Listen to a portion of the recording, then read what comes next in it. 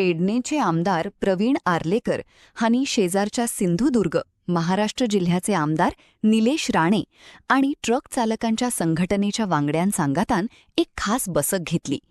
या बसके दोन्ही राज्यांमधल्या फातोर आणि रेव हाडवहर करपी ट्रकांच्या विंगड समस्यांच्या चर्चा करून ते प्रश्न सोडवपासंदर्भात मोलाची पावला उखडली. एकदा सगळं स्मूथली करायचं ठरलं तर मग गेटचा विषय प्रॉब्लेम झाला तर आमच्या कानावरती घाला.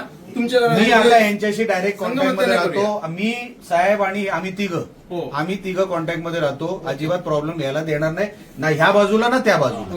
बस साठी तुम्हाला एकदा बोलवतो, आपण एकदा समोरासमोर बसून तो मार्ग भेटूया. सगळ्यांना बोलवतो, तीनच्या तिन्ही. आणि तिसरी गोष्ट म्हणजे आता जे तिथे वाळू काढतात ते लोक, ज्यांची होडी आहे त्यांनीच आता गाड्या घेतलेल्या आहेत. त्याच्यामुळे ते काय करतात, वाळू द्यायलाच तयार नाही.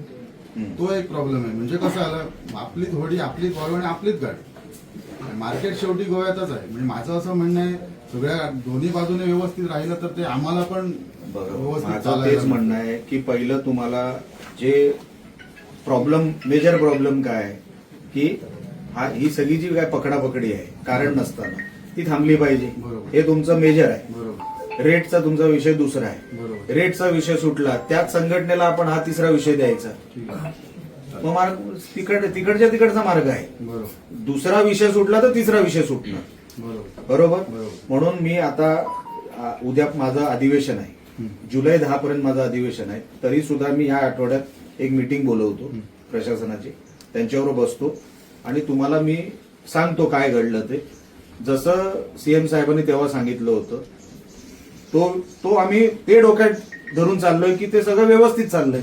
मला जेव्हा आर्लेकर साहेबांचा फोन आला की हे साहेब काय परत डिस्टर्बन्स सुरू झालंय, तेव्हा मला लक्षात आलं. तो पण मला माहित नाही, तो पण हा चिऱ्याचा विषय, वाळूचा विषय तर आता तुम्ही नवीन काढला. चिऱ्यांचा म्हणजे दोन्ही आहेत विषय. चिऱ्यांचा विषय हा झाला वाळूचा. हे 3 तुमचे जे काही सबमिशन आहेत ते घेऊन एकदा परत पुढच्या आठवड्यात मी तुमच्यावर बसतो, विषय आपण कारण आम्ही त्यांना नाही तर सांगितलेलं का 1 तारखेपासून थोडा ट्रान्सपोर्टेशन बंद करा.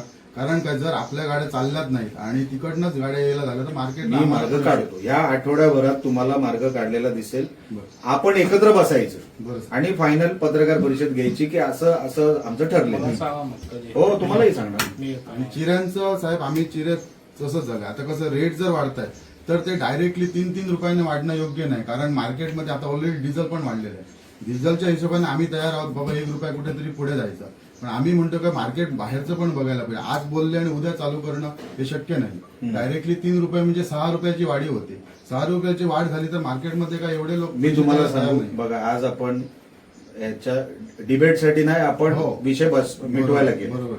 तुम्ही 1 रुपये म्हटलात, ते 23 रुपये म्हणजे 3 रुपये जास्त म्हणतायत. आपण 22 वर हा विषय क्लोज करू.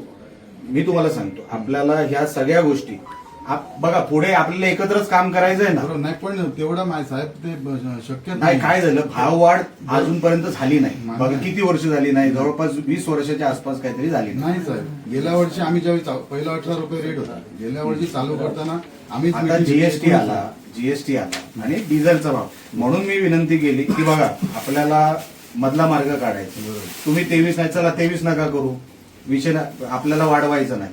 पण 22च्या खाली जर गेलं तर ते परवडणार नाही, हा विषय आहे. एकदा तुम्ही तुमच्या लोकांबरोबर आम्ही बोललो. त्याच्यात काय होते माहितीये साहेब, करायला प्रॉब्लेम म्हणतायचं नाहीये.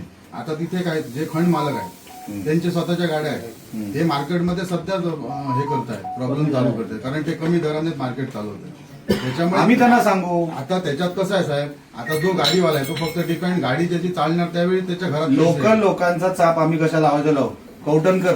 आणि त्याच्यात साहेब कसं आहे, बाहेरचे लोक जे आहेत, आता बघ त्यांचं म्हणणं बरोबर आहे. जर आपण एक गोष्ट इकडून मागतोय तर तुम्ही तिकडे खाली पाडलात तर मग ती जबाबदारी आपली आहे. बरोबर. आता त्याच्यावरती आपण काय करणार आहात साहेब? कसं आहे माहिती आहे, मला वाटतं गोव्याच्या गाड्या 250 ते 300 आहेत. आपल्याकडे हे साहेब बोलतात त्याप्रमाणे आमच्याकडे गाड्या 40 ते 50 आहेत. मी म्हणतो एक असू दे. ते मी म्हणतो कौटनकर एक असू दे. ओके साहेब. तुम्ही या मताची सहमत आहात की सगळीकडे रेट समान पाहिजे? माझं बोलणं झालं नाही. माझं बोलणं त्यांनी झालं आता होतं. जर लोकली कोणी जर रेट पाडला तर आपण जबाबदार आहोत. बरोबर. रेट ठरवा, तो आम्हाला मान्य. ऐकून घ्या रे बाबा, त्याच्यासाठीच बसलोय ना आपण. ₹1 म्हणजे 1 जरी रुपयाने रेट पाडला तर आपण जबाबदार 100% आपण जबाबदार. जे सगळे आपल्याकडे जेवढे लोक नक्की नक्की जबाबदार. पण त्याच्यात साहेब कसं आहे तिकडे ना ते मुकादम वगैरे आहेत ह्या लोकांनी त्यांना पण गाड्या आपल्या नावावर घेऊन दिलेल्या आहेत तिकडचे आम्ही बघून घेतो ना काय हे आमचा ते जिल्हा होणार नाही. तुम्ही बसलाय. नाही, ते एकदा बघा एकदा इकडे ठरलं ना हा. मग मला सांगायचं की काय बदललं. बरोबर बरोबर आहे बरोबर. अजूनपर्यंत चर्चा झाली नव्हती, आज चर्चा झाली. आता तुमच्या समोर मी सांगितलं हे आमचे जिल्हा परिषद सदस्य कौटणकर, आमचा जिल्हा प्रमुख संजू परब. ओळखतो एकदा आपण ठरलं हो. की अमुक अमुक कोणी रेट तिकडचा लोकली पाडला तर पहिला जबाबदार आम्ही. आता सांगा पहिले रेट 22 रुपये खूप आहे. 22 रुपयांनी जायचं ना भाई परत मार्केट ना तशी वाढलेलं 20 रुपयात जातं. 20 सर ते रुपये मुकादम आम्ही असा पळय ते हाडून मागीर कमी रेटी घालता आणि ते मुकादमान ते- 3 ट्रिपी दितात ते आणि सर, Whereas त्यांच्याकडे गाडी असतात साहेब प्रॉब्लेम म्हणा 20 साहेब, तुम्हाला- रुपयापर्यंत ठीक आहे सर, आपली सध्या तरी नंतर आम्ही पुढे करू शकतो पण 2 सध्या मिनिटं तरी साहेब नाही. बोलतो. ऑर्डर आमची गेली घेतलेला आहे 12 ते 15 वर्ष रेट वाढलेला. गेल्या वर्षी रेट आम्ही 20 केला पण त्याच्यानंतर काही हे मुकादम किंवा मालकाने तो रेट 19 वर आणला. ₹1 उलट कमी झाला तरी पण आम्ही ऍडजस्टमेंट. आता कसं झालंय साहेब मला वाटतं 21 सालापासून आपल्याला जीएसटी लागली आणि आता ते भरायला सांगतात.